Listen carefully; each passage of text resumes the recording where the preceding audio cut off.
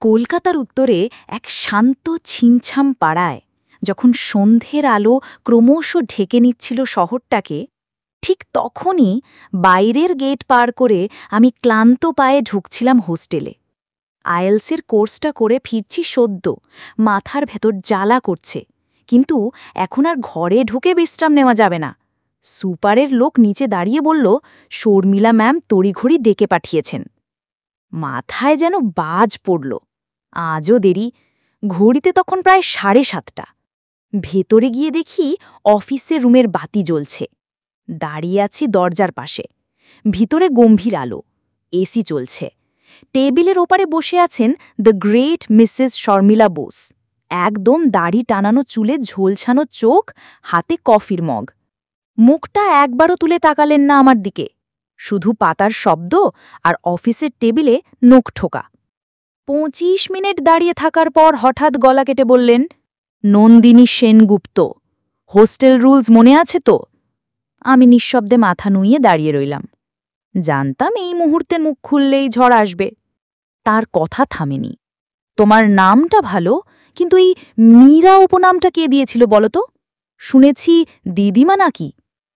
আমি নরম গলায় বলি, দিদা দিয়েছিলেন। মীরাদাইয়ের গান শোনার সময় নাকি আমার মুখটা উনি ওই শিল্পীর মতো লাগতো ভাবতেন, তাই নাম রেখে দিয়েছিলেন। স্কুলে ভর্তি করাতে গিয়েও সেটাই লিখে ফেলেন। শর্মিলা ম্যামের ঠোঁটে ক্ষীণ তাচ্ছিল্যের হাসি। নাম দিয়ে দিদিমা গান বাজিয়ে দিলেন, কিন্তু জীবনটা তো নিয়মে চলতে হয়, তাই না? হোস্টেলের রুলস কি বলছে জানো? 6টার মধ্যে ঢোকা উচিত ছিল না? আমি চুপ। ঘড়ি তখন 7টা বেজে চলেছে। এবার গলা উঠল তার, তোমার বাবাকে ফোন দেব? ভয় পেয়ে গেছি। মুখে শুধু দুটো শব্দ, দয়া করে না ম্যাম, আর হবে না। হঠাৎ বলে উঠলেন, কান ধরো, এখানেই। মাটির তলা যেন ফেটে গেল, বুক ধরফর করতে লাগল। মাথা নিচু করে ভেতরে শূন্যতা টেনে আমি কান ধরলাম। ম্যামের অ্যাসিস্ট্যান্ট বিনয়বাবু পেছনে মুখ ফিরিয়ে হাসছেন। শালা একখান রঙিন নাটক যেন চলছে। অবশেষে রাত 8টার একটু পরে আমার মুক্তি মিলল। রুমে ঢুকতেই বাকিরা খিকখিক করে হাসছে। জানি পুরো হোস্টেলে ছড়িয়েছে ঘটনা, কেউ ভিডিও না তুলে থাকে তবে হয়। রাত 9টা নাগাদ হোস্টেলের বাথরুমে নিজেকে স্নান করালাম। গরম গরম জল গায়ে পড়ে যেন ক্লান্তির বদলে লজ্জা ধুয়ে গেল। খাওয়া দাওয়ার পর পড়তে বসেছি ঠিকই, কিন্তু চোখের পাতায় ঘুম পাড়িয়ে রেখেছে যেন কেউ। ইন্টার পরীক্ষা চলছে, এখন ফোকাস রাখা দরকার। কিন্তু আমি জানি আমার জীবনের সবচেয়ে বড় যুদ্ধটা এখন পড়াশোনার সঙ্গে নয়, সময়ের সঙ্গে। আমার বাবা শ্রীকান্ত সেনগুপ্ত, একজন রাশভারী প্রচণ্ড গম্ভীর জমিদার গোছের মানুষ। আমায় মাধ্যমিকের পরে বিয়ে দিয়ে দিতে চেয়েছিলেন। মা বাধা না দিলে হয়তো এতদিনে 3টে সন্তানের মা হয়ে বসে থাকতাম। মা কুসুমলতা সেনগুপ্ত। স্বপ্ন ছিল গোটা পৃথিবী ঘুরবেন, কিন্তু নিজে জীবনে 5 কদমও বেরোতে পারেননি। সংসার আর সামাজিকতার চাপে কুঁড়ে হয়ে যাওয়া সেই নারীর একটাই আশ্রয় ছিল আমি। সেই ভরসাতেই আমায় শহরের এক নামী কলেজে ভর্তি করান, IELTS-এর কোর্সে পাঠান আর গোপনে টাকা পাঠাতে থাকেন ভিসার প্রক্রিয়ার জন্য। হ্যাঁ, আমি ক্যানাডায় স্কলারশিপ পেয়েছি, পৃথিবীর নামী বিশ্ববিদ্যালয়ের একটিতে, ম্যানিটোবা ইউনিভার্সিটিতে।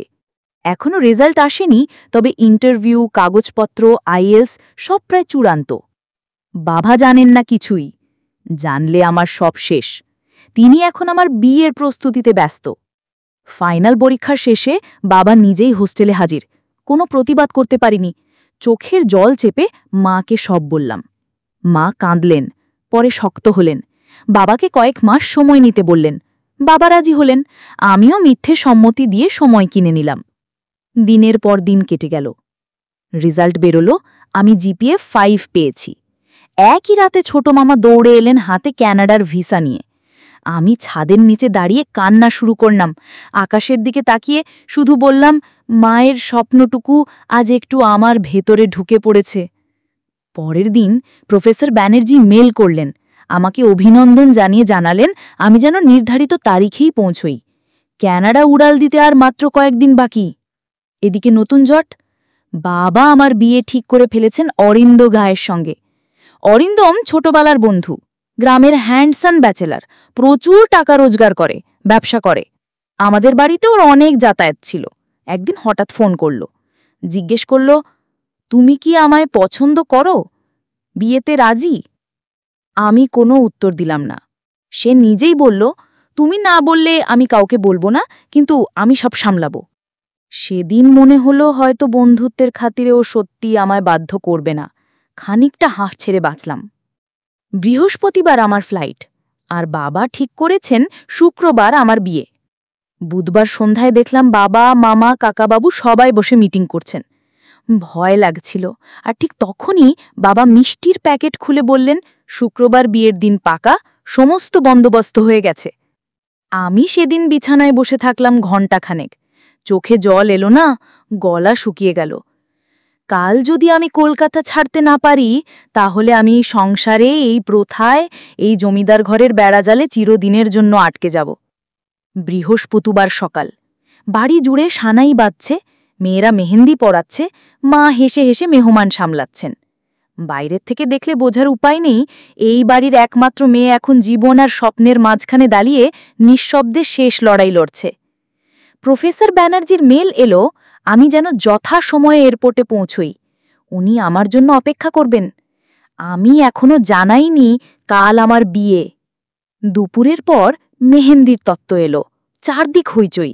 আমায় টেনে নিয়ে গেল সবাই বিয়ের আগের গোসলের জন্য। আমি হাঁটছি, কিন্তু পায়ের নিচে যেন জমি নেই। স্নানের আগে মায়ের দিকে তাকালাম, শক্ত চোখ, চাওয়াল কাঁপছে না।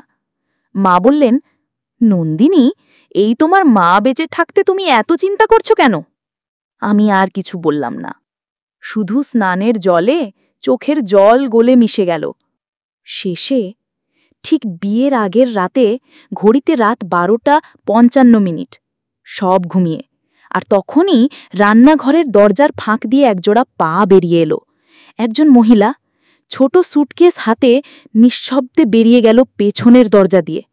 আকাশে একটা তারা তখনও জ্বলছে, হয়তো সেই বিন্দেশী তারা, যার দিকে তাকিয়ে একজন মেয়ে নিজের ভাগ্য বদলে নিতে চলেছে। পর্ব 2তে কি হবে? নন্দিনী কি সত্যিই পালিয়ে যাবে? মা কি জানতেন সব? অরিন্দম কি শুধু বন্ধুই ছিল? আর বিন্দেশী তারার দেশে গিয়ে কে দাঁড়িয়ে অপেক্ষা করছিল ওর জন্য? পর্ব 2 আসছে খুব শীঘ্রই।